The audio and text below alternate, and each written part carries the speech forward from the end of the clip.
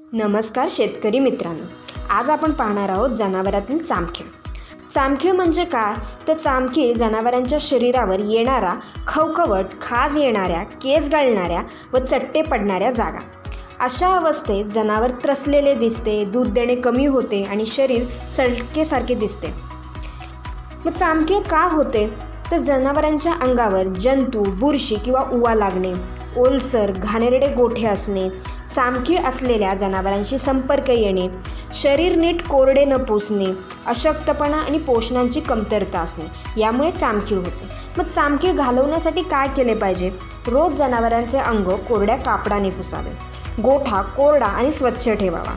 शक्य असल्यास 8 ते 10 दिवसातून एकदा पाण्याने अंघोळ घालावी. पशुवैद्यकाच्या सल्ल्याने अँटीफंगल लोशन आणि मलम वापरावा. त्याचबरोबर जनावराला एंजिरीचे इनकॅल्सिबुस द्यावे, ज्यामुळे जनावराची रोगप्रतिकारशक्ती वाढण्यास मदत होते. संसर्ग इतर जनावरांमध्ये पसरू नये म्हणून आजारी जनावर वेगळे ठेवावे. चामखीळ ही लहान असणारी पण त्रासदायक समस्या आहे. वेळेवर लक्ष दिले नाही तर सगळ्या जनावरांमध्ये पसरते. माहिती आवडली असेल तर नक्की शेअर करा.